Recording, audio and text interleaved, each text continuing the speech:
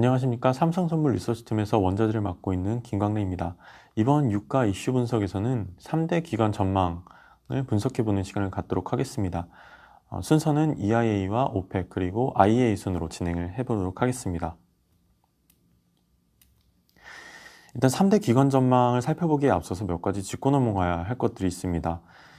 일단 코로나19 사태가 확산세가 지속되고 있어 수요와 공급이 향후 확산 속도와 그리고 경제활동 재개, 봉쇄 여부에 따라서 크게 달라지기 때문에 현재는 일반적인 상황에 대한 전망이라고 보기는 어렵습니다.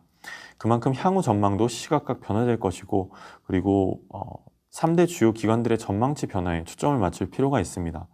한 가지 분명한 사실은 코로나19 사태로 인해서 수요와 공급 모두가 타격을 받았다는 것이며 둘 다 점진적으로 회복 중이라는 것입니다. 그렇기 때문에 하반기 생산 속도 그리고 수요 회복 속도 전망을 집중적으로 좀 관찰할 필요가 있겠습니다. 또한 유가를 지지하고 있는 오펙 플러스의 감산 기한과 규모도 유가의 주요 변수로 작용할 것입니다. 일단 7월 말까지는 960만 bpd 감산에 합의를 했고요. 그리고 나이지리아와 이라크를 제외한 나머지 국가들의 노력으로 6월 기준 약 100%를 넘어선 감산 이행률을 달성을 했습니다. 아직 유가가 $40를 가까스로 지지받는 와중에 오펙 플러스는 8월부터 예정대로 770만 bpd로 낮추는데 합의를 한 상황이고요. 이 감산은 연말까지 그리고 내년 1월부터 2022년 4월까지는 500만 bpd 감산하는 기존 채택된 안대로 진행될 예정입니다. 문제는 아직 코로나19 사태가 종식될 기미가 보이지 않고 그리고 최대 원유 소비국인 미국을 비롯해 남미 지역의 확산세가 두드러지는 점은 여전히 수요 불안을 키우는 요인으로 작용 중입니다. 만약 미국이 코로나19를 이겨내지 못하고 다시 경제 재봉쇄에 돌아가는 날에는 미국 전체 원유 수요의 반가량을 차지하는 가솔린 수요 급감으로 유가는 다시 하락할 가능성도 배제하기 어렵다는 점을 염두에 둘 필요가 있습니다. 그럼 위와 같은 변수들을 감안한 가운데 3대 기관들의 전망을 살펴보도록 하겠습니다. 일단 EIA는 미국 내 생산이 금년과 내년 각각 60만 bpd와 120만 bpd 감소할 것으로 내다봤습니다. 이는 지난 6월 보고서 대비 소폭 증가한 것으로 최근 유가 상승과 그리고 주요국들의 경제활동 재개를 전망치에 일부 반영한 결과로 풀이됩니다.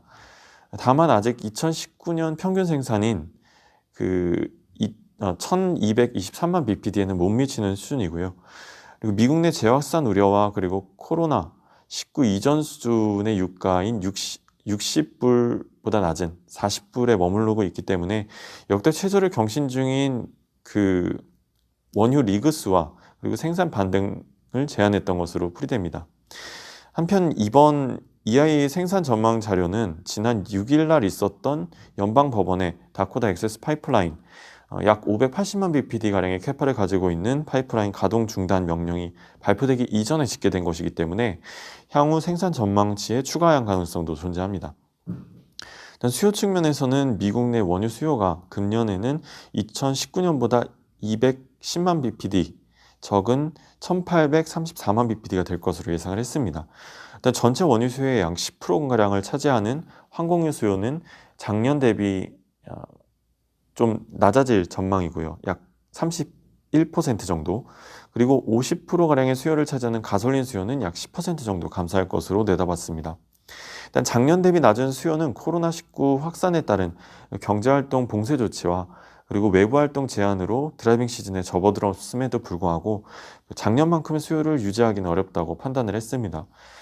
다만 경제활동 재개 이후에 자동차 이동량이 코로나 이전 수준까지 회복했고 그리고 하늘길도 서서히 열리고 있어서 하반기 점진적인 수요 개선을 예상을 했습니다. 일단 유가는 점진적인 회복세에 힘입어서 2021년에는 1994만 bpd까지 좀 수요가 회복될 것으로 예상을 하고 있습니다. 전 세계 원유 생산 전망치는 지난 6월 보고서와 크게 차이가 없습니다. 일단 왼쪽 차트를 보시면 금년 생산량은 9,459만 bpd로 작년 1억 배럴 대비 약 600만 bpd가량 감소할 것으로 예상을 했고요. 내년은 이보다 417만 bpd 증가를 전망을 했습니다. 오펙 플러스의 감산 합의와 비오펙 플러스국들, 특히 미국과 캐나다의 자발적인 생산 감소가 제한된 공급 상황을 유지시킬 것으로 평가했습니다. 소비량 또한 금년은 9,289만 bpd, 내년은 9,988만 bpd로 작년 1억 100만 bpd보다는 줄었지만 점진적으로 회복할 것이라는 기존 전망 스탠스를 유지했습니다. OECD 재고에 대해서는 지난 6월 전망치인 31억 배럴에서 30억 배럴로 줄어들 것으로 예상을 했는데, 이는 최대 수입국인 중국의 수요 개선과 그리고 미국과 유럽 국가들의 경제활동 재개에 따른 결과입니다. EIA는 금년과 내년 유가 전망치를 소폭 올렸는데요. 금년 유가 전망은 37.55불로, 그리고 내년은 45.70불로 지난 보고서보다 각각 2.4달러 그리고 1.8달러 상향 조정했는데, 일단 코로나19 확산세에도 불구하고 주요국들의 경제활동 재개와 그리고 생산 감소로 수급 불균형이 더욱 확대될 것이라는 우려가 반영된 결과로 풀이됩니다. 다음은 오펙인데요. 일단 오펙 전망에 앞서서 6월 그 생산 동향부터 먼저 살펴보도록 하겠습니다. 일단 오펙 생산은 5월보다 189만 bpd 감소한 2227만 bpd로 감산 이행률은 107%를 기록을 했습니다. 일단 사우디의 자발적인 감산 추가 노력과 더불어서 사우디 최우방국인 UAE, 그리고 눈에 띄게 감산 이행을 노력한 이라크, 비자발적인 생산 감소가 지속되는 베네수엘라의 하락이 주요 원인으로 작용했습니다. 감산 면제국인 리비아의 경우에는 무장 세력들의 봉쇄 해제로 6월 말부터 소폭 생산량이 회복되긴 했지만 아직 미미한 수준이고요. 그리고 에콰도르와 가본, 콩고 등의 생산 증가는 워낙 절대적인 생산 규모가 적기 때문에 영향이 다소 제한적이었습니다. 또한 최근 시장의 지지 요인으로 작용했던 원인 중에 하나가 감산 달성률이 30%에서 40%대로 매우 낮았던 나이지리아와 이라크가 5월과 6월 부족한 감산분을 7월부터 9월까지 추가로 감산해 100%를 달성하기 위해 노력하겠다고 약속을 한 점입니다. 일단 공급 측면에서 살펴보면 이전 보고서와 가장 큰 차이는 금년 미국의 생산 전망치를 소폭 높인 점과 그리고 다른 기타 국가들의 전망치를 낮췄다는 점입니다. 일단 상대적으로 낮은 BEP로 생산이 가능한 미국은 유가가 40달러 부근에 회복됨에 따라서 생산을 늘릴 것으로 예상한 반면, 다른 기타 비오펙국들은 상대적으로 높은 BEP와 정치적 불안으로 생산량이 도리어 감소할 것으로 예상을 했습니다. 일단 금년 기준 생산 전망치는 지난 보고서에서의 생산 전망치보다 약 15,000 bpd 가량 하향 조정해 작년보다 325만 bpd 낮은 6,178만 bpd 수준을 예상을 했습니다.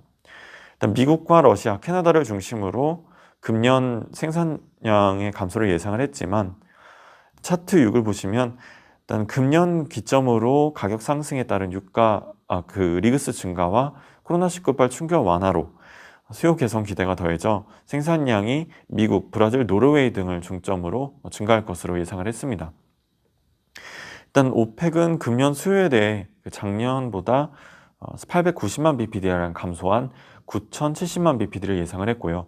그리고 2분기 들어서 OECD 국가들의 경제활동 재개로 수요가 예상보다 빠르게 회복하고 있고, 그리고 유럽과 아시아 지역의 내연기관차 연료 수요 증가와 그리고 북미와 남미의 공업용 제품 수요 증가가 일부 반영되었습니다. 일단 내년 수요 전망치도 코로나19 이전 이후 그 점진적인 수요 회복으로 금년 대비 약 70만 bpd가량 증가한 977만 bpd로 예상을 했지만, 여전히 코로나 사태 이전까지의 회복은 어렵다고 평가를 했습니다. 일단 금년도 오펙 원유 수요는 지난달 보고서보다 약 20만 bpd가량 증가해 2,380만 bpd로 작년보다는 여전히 560만 bpd가량 낮을 것으로 예상을 했습니다. 일단 1분기 오펙 평균 생산량은 2,830만 bpd로 수요보다 약 720만 bpd가량 많았고, 2분기 평균 생산도 2,560만 bpd로 수요 대비 980만 bpd 높았습니다. 일단 오펙 플러스가 8월부터 770만 bpd로 감산 규모를 줄였기 때문에 이를 감안했을 경우에 약 190만 bpd씩 감소한 10만 bpd와 337만 bpd 공급 부족이 예상이 됩니다. IEA에 따르면 6월 전 세계 생산은 전년비 240만 bpd 감소한 9개월 내 최저치인 8,690만 bpd를 기록을 했습니다. 오펙 플러스의 적극적인 감산 이행과 그리고 미국과 캐나다 등 주요국들의 생산 감소로 4월 대비 생산량이 약 1,400만 bpd가량 줄었고요. 그리고 금년 생산은 작년보다 710만 bpd 감소할 것으로 내다봤고 내년에는 170만 bpd 증가할 것으로 예상을 했습니다. 일단 금년 2분기 수요는 작년보다 1,640만 bpd 감소를 했는데 코로나19 사태 확산에 따른 수요 감소 영향이 컸습니다. 5월 들어서 중국과 인도 등지의 수요 개선과 미국 내 수요 개선이 있었다고 언급을 했는데요. 금년 상반기 수요는 작년보다 1,075만 bpd 감소를, 하반기는 510만 bpd 감소를 예상해 작년보다 금년은 총 790만 bpd가량이 평균적으로 감소할 것으로 예상을 했으며 금년 수요는 9,210만 bpd로 예상을 했습니다. 내년 수요는 530만 bpd 증가할 것으로 예상을 했지만 여전히 2019년보다 약 260만 bpd가량 낮은 수준을 기록할 것으로 예상을 했습니다. 일단 코로나19 확산세가 여전한 가운데 미국과 유럽 등지의 재봉쇄와 그리고 재봉쇄 우려와 남미, 남아공 등의 지속적인 신규 확진자 증가가 수요 측면에서의 강한 지지력을 제공하기는 어려운 환경입니다.